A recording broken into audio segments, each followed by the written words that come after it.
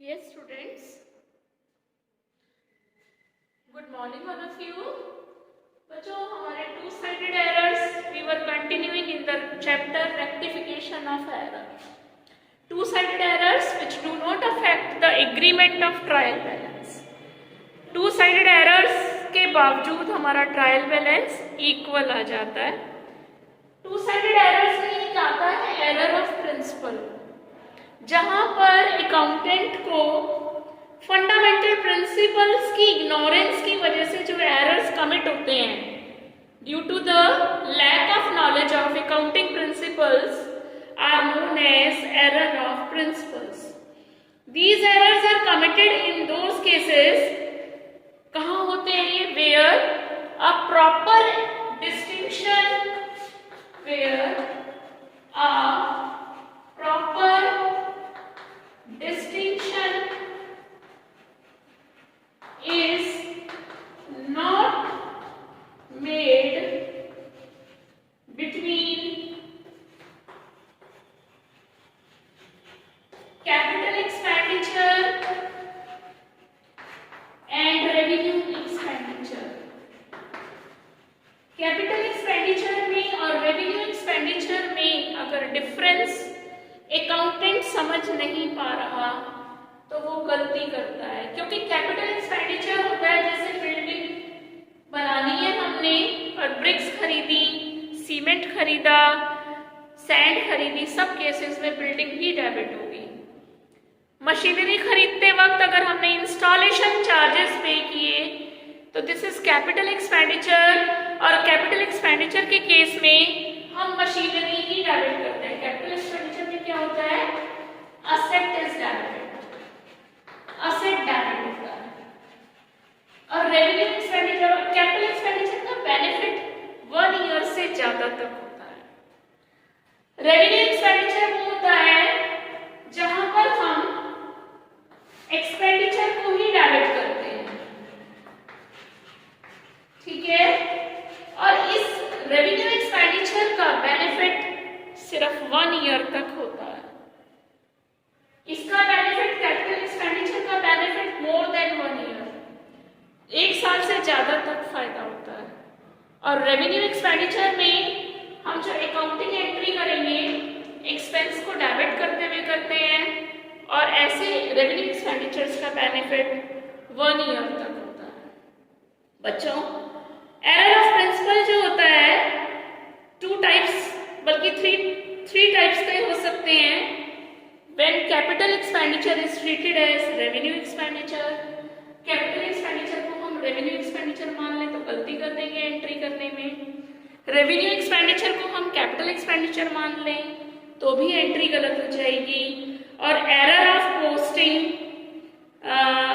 In wrong account, अगर हमने wrong account में, अच्छा ये डिफरेंट है कि अगर हमने रॉन्ग अकाउंट में एंट्री कर दी उसकी तो हमने आपको एंट्रीज, रेक्टिफाइड एंट्रीज हमने आपको सिखा दी है. तो यहाँ पर जो एरर ऑफ प्रिंसिपल है वो अकाउंटेंट कमिट कर सकता है कैपिटल एक्सपेंडिचर को रेवेन्यू समझकर और रेवेन्यू एक्सपेंडिचर को कैपिटल एक्सपेंडिचर समझकर. क्योंकि अगर कैपिटल एक्सपेंडिचर है असेट डेबिट हुआ होना चाहिए और अगर रेवेन्यू एक्सपेंडिचर है तो एक्सपेंस डेबिट हुआ होना चाहिए, तभी एंट्री सही मानी जाएगी. फॉर एग्जाम्पल, इसका एग्जाम्पल लेते हैं. An amount of rupees, example है an amount of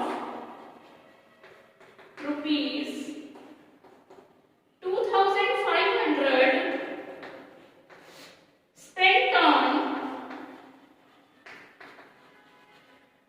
spent on extension of machinery, spent on extension of machinery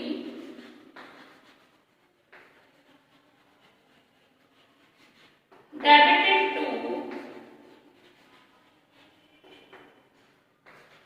wages account. अब आपने मशीनरी एक्सटेंड की है तो यहाँ पर ये केस है मशीनरी डेबिट होना यहाँ पर मशीनरी डेबिट होना चाहिए था राइट एंट्री में, ठीक है। Machinery should have been debited to cash या टू बैंक 2500, बट अकाउंटेंट ने एरर क्या किया, instead of debiting the machinery account उसने वेजेस को डेबिट कर दिया। Wages account debit 2500 to bank 2500। अब बच्चों यहाँ पर बैंक सही है, होना चाहिए था, शुड हैव बीन क्रेडिटेड, और हुआ भी है, तो ये बैंक से बैंक कैंसिल हो गया। वेजेस को गलत डेबिट किया है, इसको क्रेडिट करके हम रेक्टिफाइड एंट्री बनाएंगे। Machinery account debit rectified entry बनेगी 2500 टू वेजेस अकाउंट 2500। अब बच्चों एक दूसरा एग्जांपल भी ले सकते हैं हम। सपोज ब्रिक्स परचेज्ड, दूसरा एग्जांपल लिया हमने, bricks purchased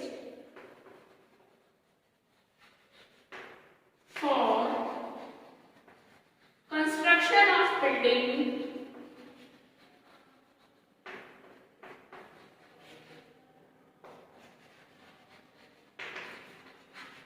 was debited to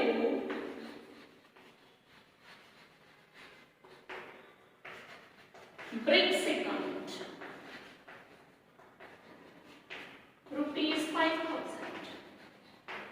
अब हमने ब्रिक्स खरीदी है बिल्डिंग को बनाने के लिए, तो ब्रिक्स से क्या बनेगी हमारी बिल्डिंग, तो यहाँ पर ये कैपिटल एक्सपेंडिचर का केस है। बिल्डिंग अकाउंट डेबिट होगा टू बैंक, ब्रिक्स डेबिट नहीं होंगे। कितने अमाउंट से, 5000 से।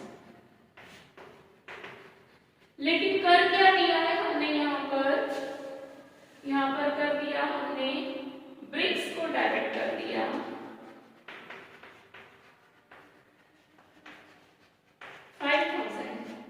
टू बैंक,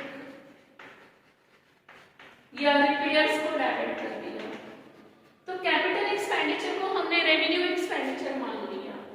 अब ये बैंक से बैंक कट गया, ब्रिक्स गलत है इसलिए इसको क्रेडिट करेंगे तो हमारी रेक्टिफाइड एंट्री बन जाएगी building account debit to bricks. ऐसे ही बच्चों रेवेन्यू एक्सपेंडिचर को कैपिटल एक्सपेंडिचर भी मान सकता है, गलती कर सकता है accountant. For example repairs of old machinery, पुरानी मशीनरी थी, for ₹1000 was debited to machinery account. पुरानी मशीनरी की रिपेयर कराई है, अगर पुरानी मशीनरी की रिपेयर हो रही है तो यहाँ रिपेयर ये रेवेन्यू एक्सपेंडिचर है, रेवेन्यू एक्सपेंडिचर है तो यहाँ रिपेयर्स डेबिट होना चाहिए था, repairs account debit to bank या कैश 1000 रुपीज।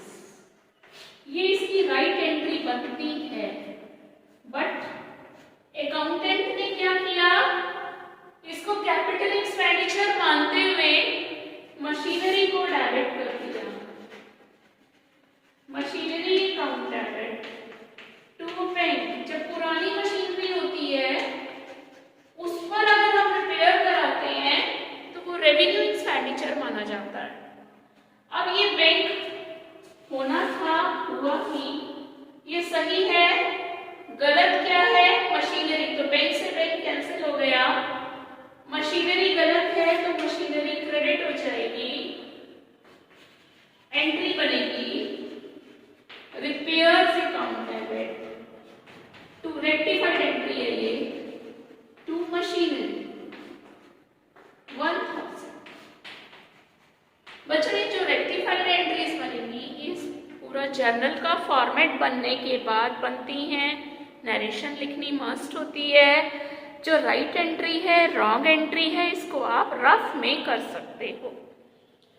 आज हम स्टार्ट करने वाले हैं वन साइडेड एरर्स। वो एरर्स जो हमारे ट्रायल बैलेंस को अफेक्ट करते हैं, errors which affect the trial balance. Next heading, errors which affect the trial balance. उनको हम कहते हैं one sided errors. The errors which affect trial balance. In errors की वजह से ट्रायल बैलेंस हमारा टैली नहीं होता, ठीक है। फॉर एग्जाम्पल एक एग्जाम्पल ले रहे हैं हम। For example ₹2,500 given to Ajay is correctly recorded in the cash book. ₹2,500 paid to Ajay is correctly recorded in cash book, but omitted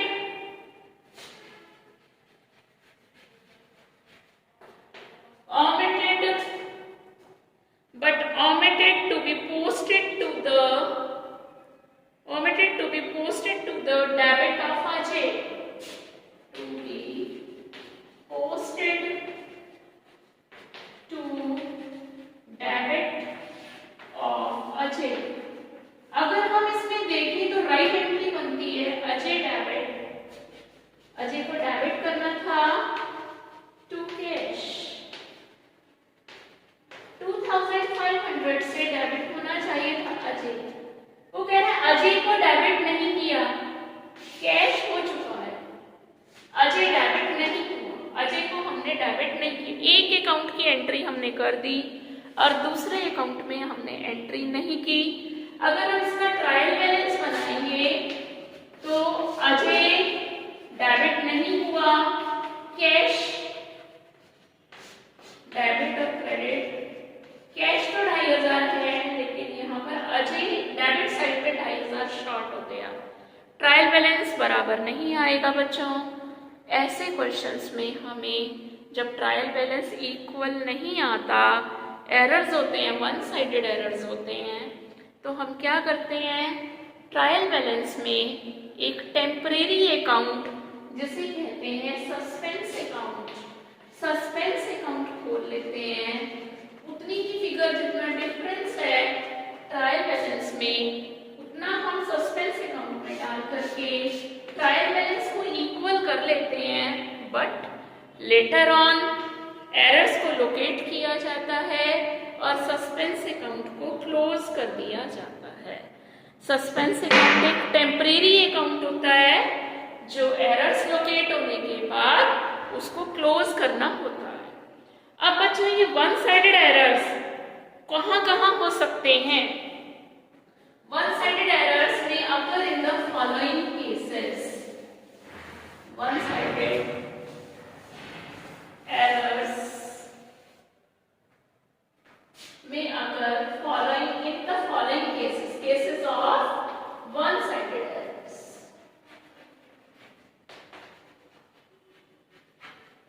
one sided errors trial balance के बनाने के बाद कहां पर मिल सकते हैं आपको? First case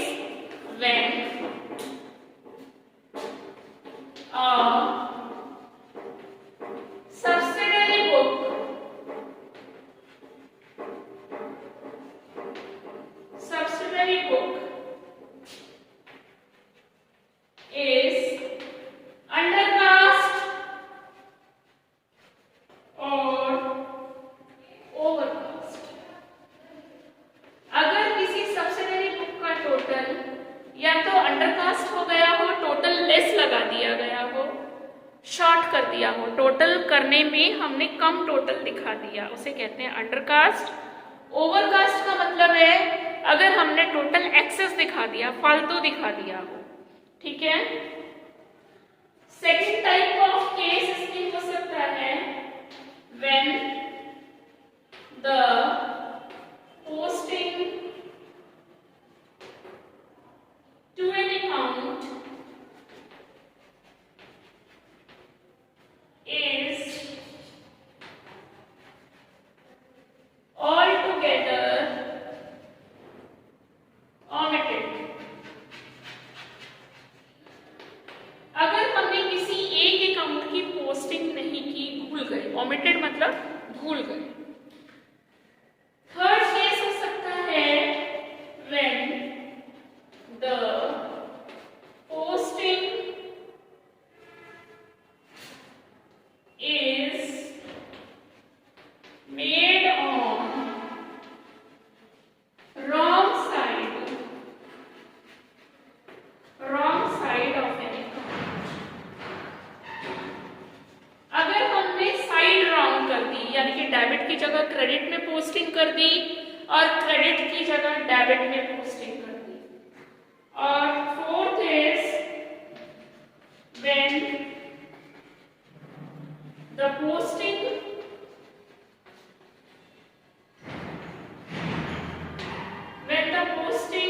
of a wrong amount is done। गलत अमाउंट की पोस्टिंग कर दी। तो ये चार तरीके के एरर्स हमको मिल सकते हैं वन साइडेड एरर्स में।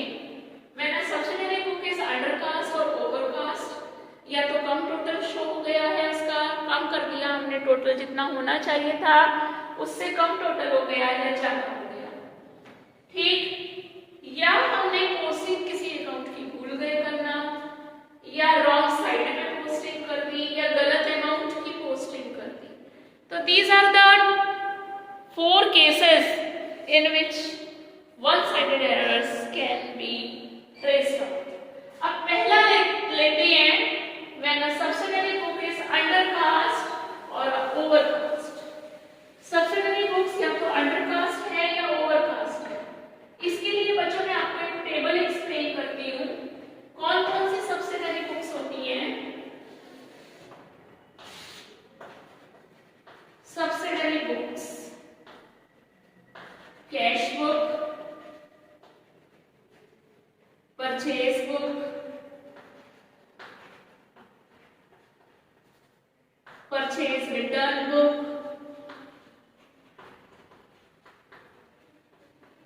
Sales book, sales return book, bill receivable book और bills payable book. Bills payable book, एक बार इसको थोड़ा सा और खुला खुला सा लिखते हैं। कौन कौन से सब्सिडियरी बुक हो सकती हैं। Cash book, purchase book, purchase return book,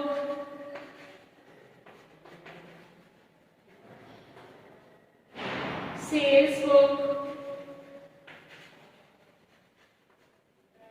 sales return book,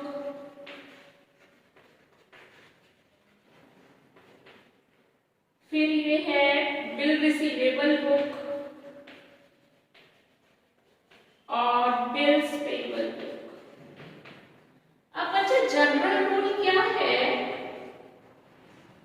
cash book debit balance मिलेगा आपको, परचेज बुक का भी डेबिट बैलेंस मिलेगा, परचेज रिटर्न का क्रेडिट बैलेंस मिलेगा, सेल्स बुक का क्रेडिट बैलेंस, सेल्स रिटर्न का डेबिट बैलेंस होता है, बिल रिसीवेबल का डेबिट होता है और बिल्स पेबल का क्रेडिट बैलेंस होता है। ठीक है, अब अगर ये बुक्स ओवरकास्ट हो रही हैं,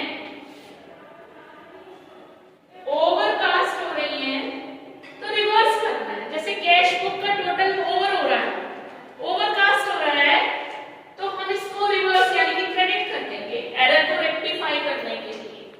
परचेज बुक का डेबिट हो रहा है तो क्रेडिट करेंगे, परचेज रिटर्न का क्रेडिट होता है, जनरली रूल के हिसाब से हम उसको रिड्यूस करने के लिए डेबिट कर देंगे, सेल्स बुक को डेबिट करेंगे, इसको ओवरकास्ट के केस में क्रेडिट करेंगे, सेल्स रिटर्न बुक को, बिल रिसीवेबल बुक को क्रेडिट करेंगे और बिल्स पेबल बुक को डेबिट।